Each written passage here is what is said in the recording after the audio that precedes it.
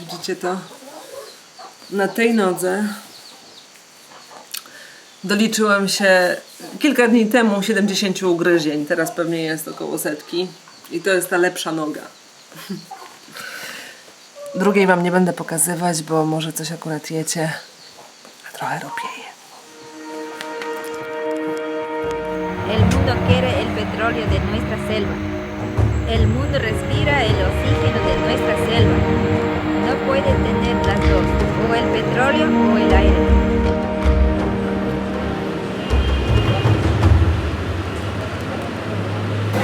Przyjechaliśmy do miejscowości Pujo.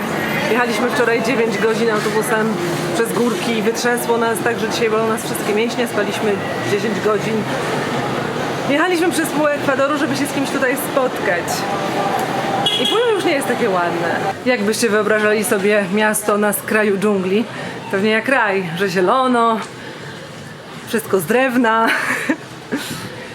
Miasta w Ekwadorze są nieładne, bardzo nieładne. W zasadzie jest tutaj naćkane wszystkiego, a tutaj dodatkowo wilgotność sprawia, że te budynki są takie zmurszałe, wyglądające jakby nigdy nie były czyszczone ani malowane. When you walk in the street alone and nobody can hear you go. Ooh, ooh, ooh. Are you happy? Ten rozgardiaż i chaos wynika prawdopodobnie z pragmatyzmu, a nie z zamiłowania do estetyki, dlatego że po dwóch stronach ulicy jest wszędzie pełno małych sklepików. Od miejsc usługowych typu jakiś warsztat, po sklepy spożywcze, po sklepy metalowe, sklepy z odzieżą. Tutaj, kiedy chce się kupić ser, nie idzie się do spożywczego, tylko idzie się do keserii. Jeśli chce się kupić mięso, idzie się do sklepu z mięsem i tak dalej. Nie widzieliśmy ani jednego takiego wielobranżowego marketu czy dużego centrum handlowego. Tutaj kwitnie small business. Now you're on your own.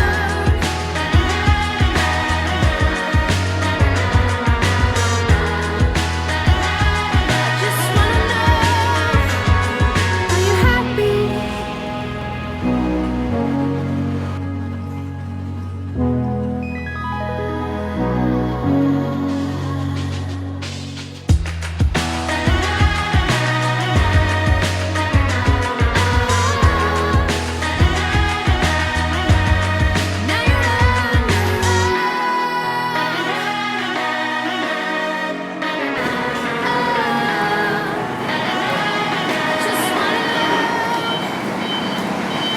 Przyjechaliśmy tu na to spotkanie. Z Indianinem, którego poznaliśmy na Instagramie, jakkolwiek dziwnie to brzmi. Mężczyzna po lewej to Jonas, który pomógł nam się dogadać po hiszpańsku. A Moi zabiera nas jutro do swojego domu, w sercu amazońskiego lasu deszczowego. Przed wyruszeniem z miasta zrobiliśmy zakupy. Makaron, ryż, 2 worki warzyw, czyli jedzenie na tydzień, karma dla psów i gumiaki.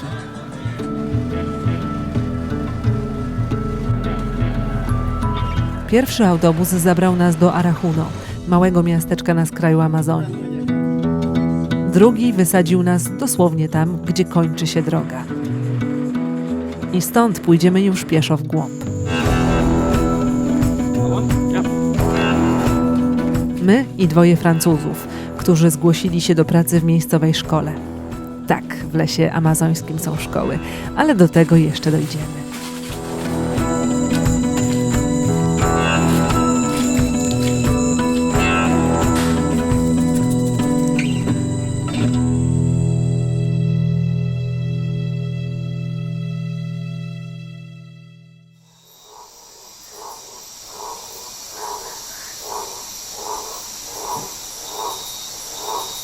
Tak brzmi las deszczowy nocą.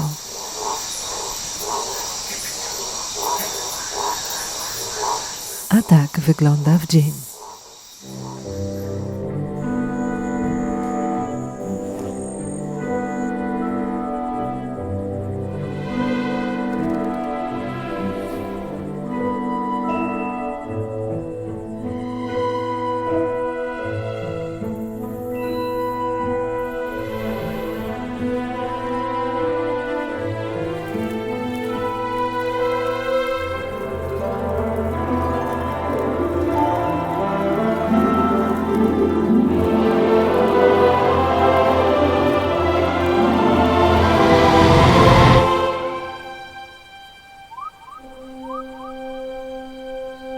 Amazonia. Największy las deszczowy i najbardziej bioróżnorodny obszar na naszej planecie.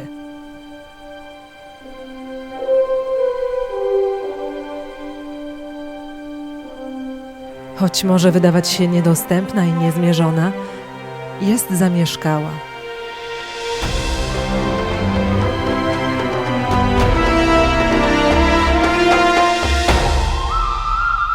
Jest domem nie tylko dla zwierząt. Gdzieś tam, w cieniu drzew, żyją od tysięcy lat ludy, które dopiero kilkadziesiąt lat temu nawiązały kontakt ze światem zewnętrznym. Poznajcie Waorani, rdzennych mieszkańców tego lasu i nazywanych najbardziej walecznym ludem Amazonii, o których być może już słyszeliście. Mi nombre es Moy, tengo 21 años, mis padres son Quichua y mi madre es Waorani.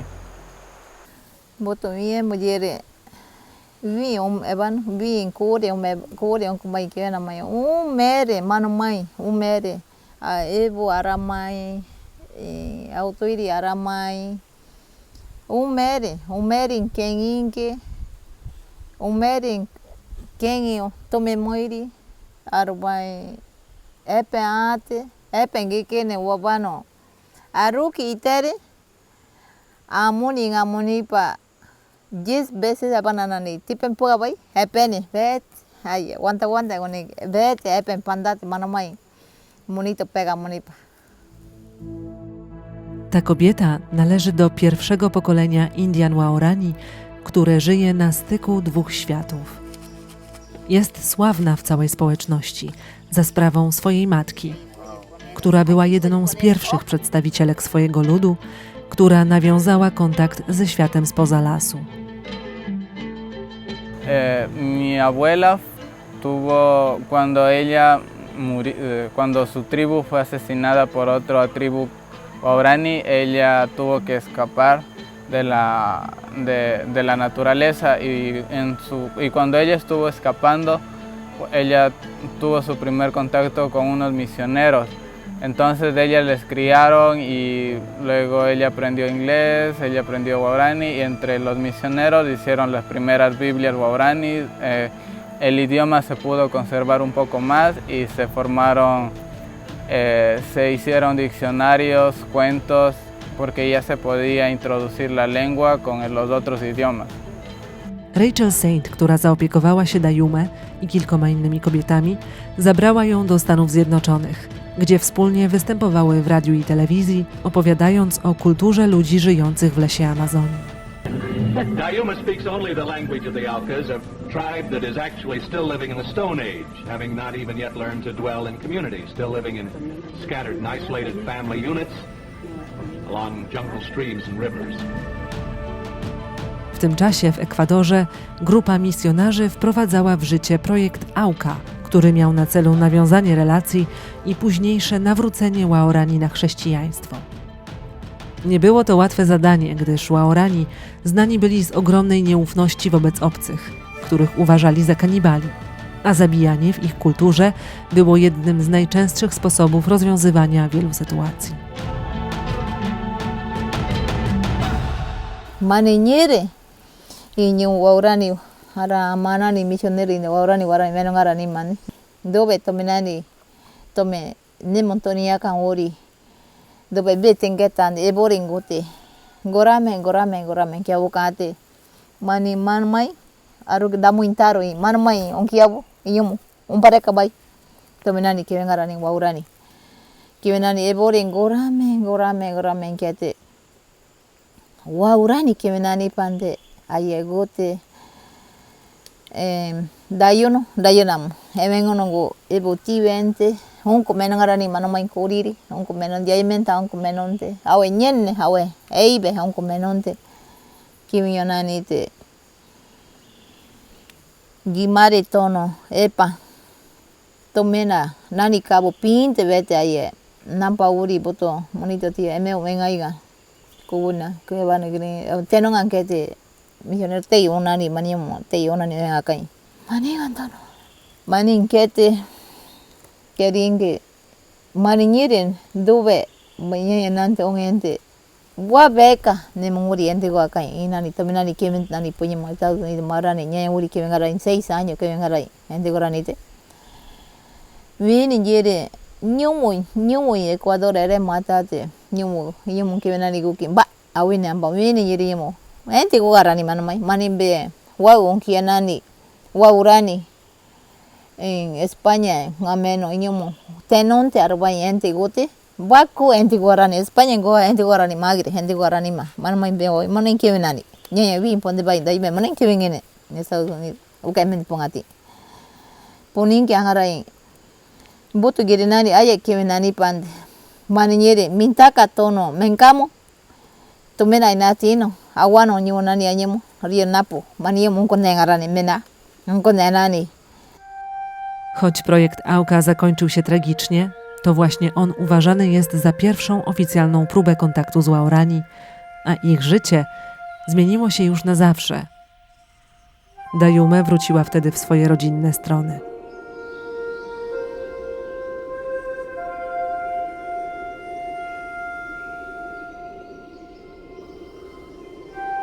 Maning gote betente tomena angarai ma bene kera mai kurin de tenona mai ni porque de kiwi mini wapo ni kiwi ngimba kurin tono betente kiwi ngimba ande anani kuwi nyupite dintai kete tapanente kiwi ngarani ma mini jere mana mai umena unte kiwi ngarani ba mani nyu botnya uri mana mai kete oke mente ma bete ngarai mana ngiri nani nanite aye betente aye warani arbain yaoiran que venani nangi tenon te venani kurin te tenonani ate beringe betende gorongame warete kiwingin bande. Choć minęło zaledwie 60 lat, Waorani żyją dziś kompletnie inaczej.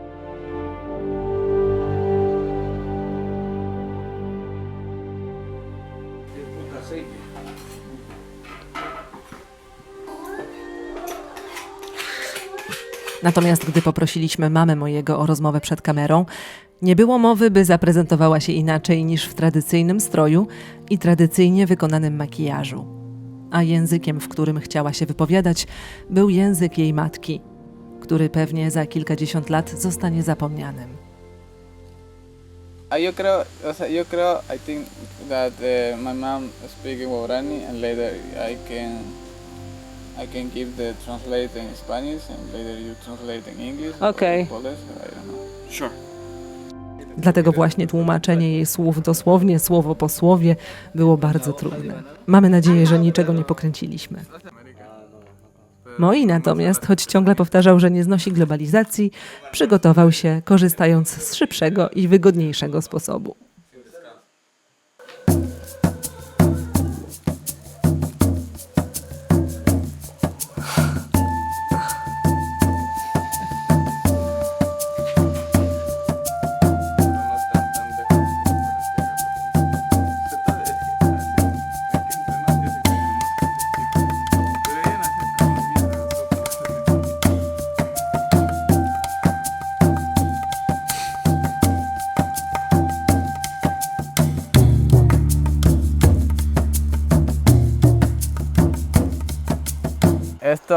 El significado de las pinturas de las cuales yo estoy puesto significa, son 3 puntos que son los puntos de los tigres y significa, no tiene mucho significado ya que simplemente es como lo que te da vida y se usa para rituales y entre otras cosas. Los collares que llevo puesto son muy significativos porque estos son las artesanías que elabora mi mamá y son hechas a mano y por lo regular ella se demora en hacer mucho tiempo todas estas artesanías.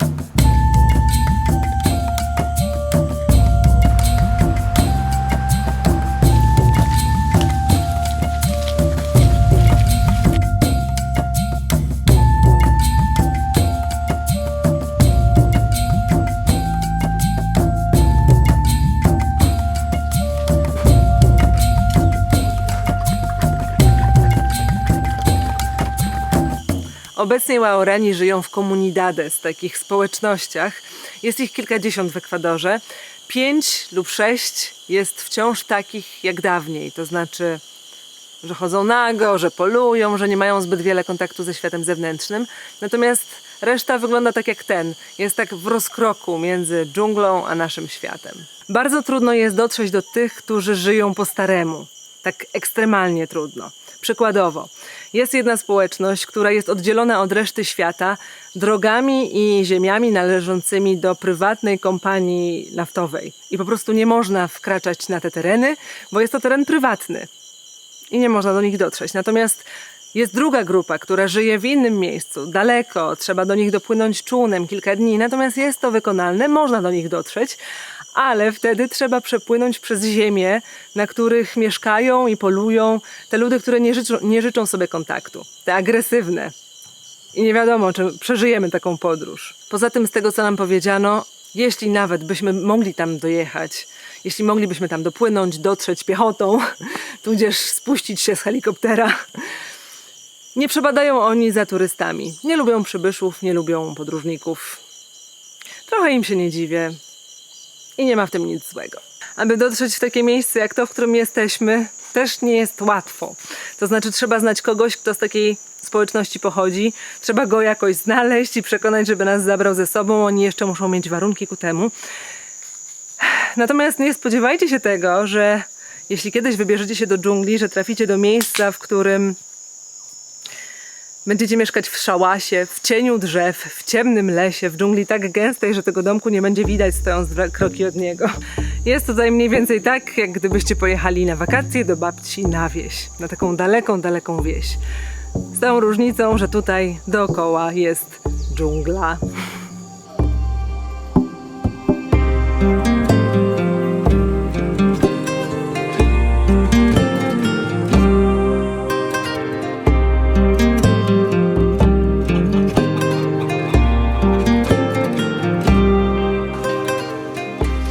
Życie codzienne toczy się tu powoli i wypełnione jest pracą.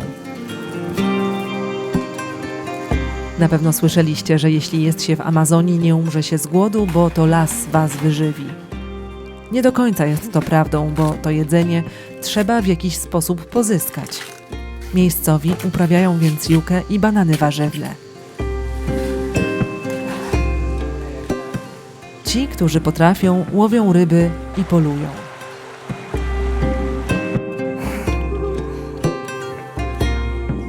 Do polowania kiedyś używano na przykład dmuchawek, jednak zrobienie takiej dmuchawki wymaga umiejętności oraz czasu, a najwprawniejszym zajmowało tydzień zrobienie jednej. Dziś jest inaczej. Wiele przedmiotów i produktów spożywczych przywozi się tutaj z miasta.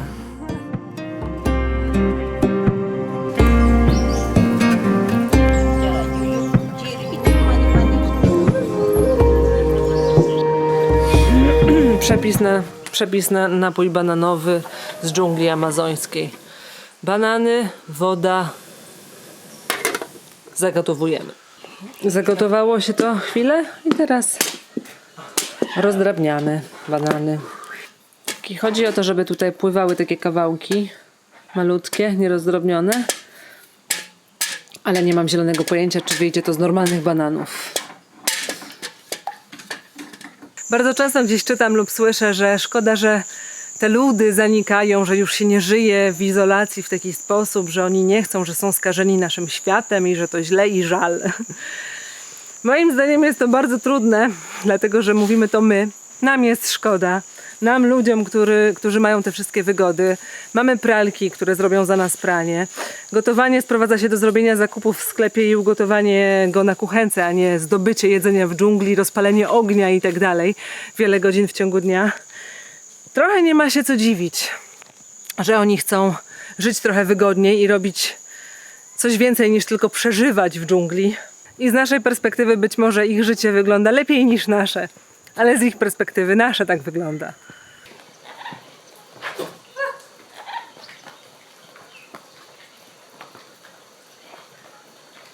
Zawsze po dłuższym pobycie w takim miejscu trochę inaczej patrzę na przykład supermarkety, gdzie wystarczy sięgnąć na półkę po pięknie wyporcjowane jedzenie. Mięso, warzywa, owoce. Skończyło się jedzenie. No nie, zaraz, są marchewki. Także jest jeszcze nieźle. No więc będziemy jeść tak jak Waorani, czyli 3 produkty. Yuca, platanos, czyli te banany pastewne, prawdopodobnie, bo nie mamy internetu, żebym sprawdziła tutaj dokładnie co to jest, jak to się nazywa po polsku. No i mięso lub ryby z upolowanych lub złowionych zwierząt. Kiedyś było tak, że się to po prostu wrzucało do gara i się gotowało na ogniu.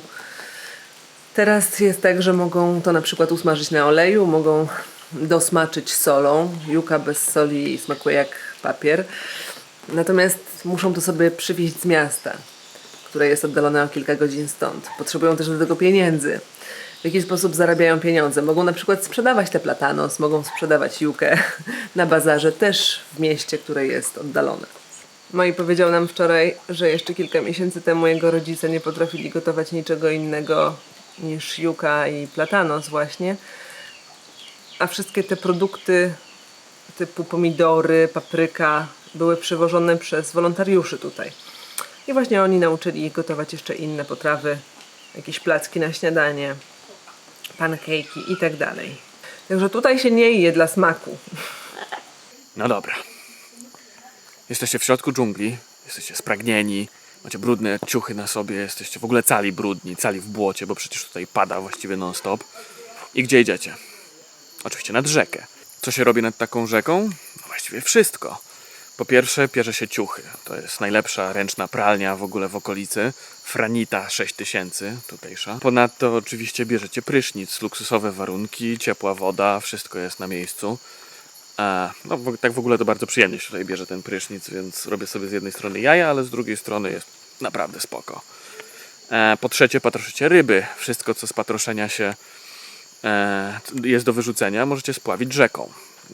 Nikomu to nie przeszkadza, nie zanieczyszcza to środowiska w żaden sposób, wszystko naturalnie. Oprócz tego, że oczywiście możecie sobie w niej łowić ryby, jeśli jest wystarczająco głęboka. Ta akurat, w której się myjemy, może nie jest taka.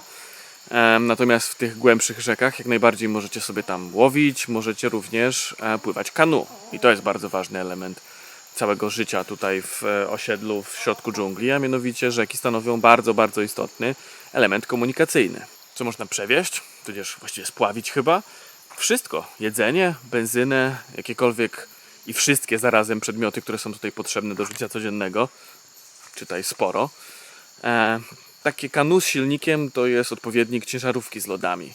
W momencie, w którym przyjeżdża, wszyscy się cieszą, przywozi ekstra fanty i dodatkowo słychać ją z bardzo, bardzo daleka, bo to jest jedyny sprzęt z silnikiem tutaj, właściwie chyba oprócz generatora prądu, który włączany jest raz na jakiś czas wieczorem i można obejrzeć na przykład film na DVD.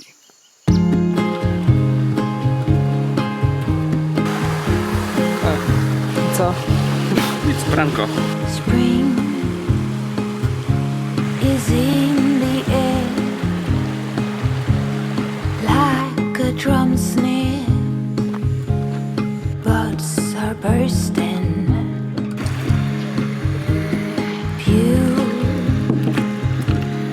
beautiful green. It's like a love scene with waves of flirting.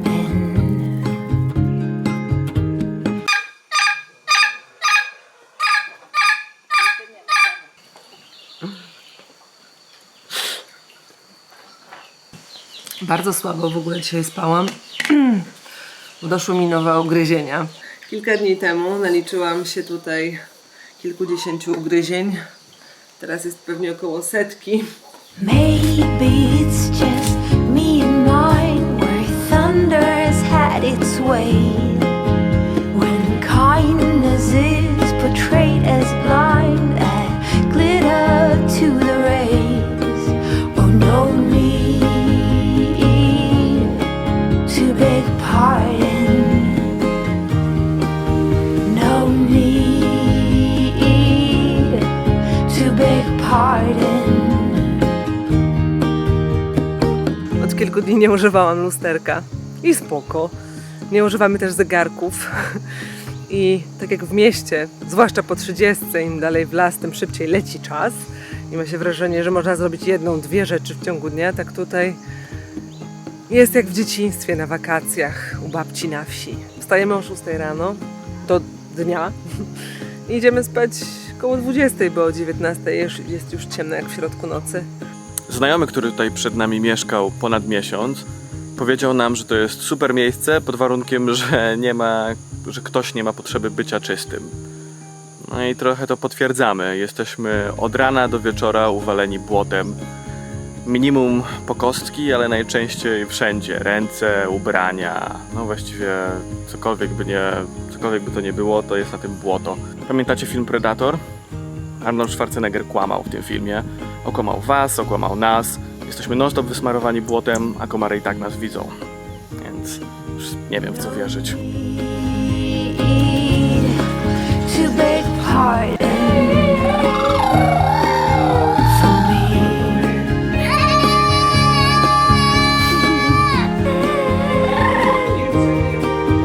No need to beg pardon for me.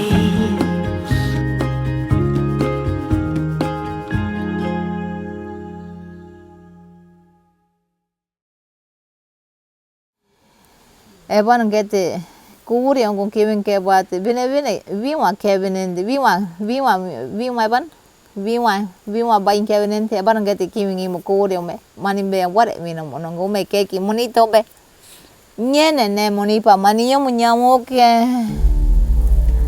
Choć wydaje się, że życie rdzennych ludów Amazonii nigdy nie było tak spokojne, ich walka o zachowanie terenów, na których żyli od pokoleń, nigdy się nie zakończyła. Zmienił się tylko przeciwnik. Ich ziemia skrywa bowiem skarb, który jest cenny dla naszego świata.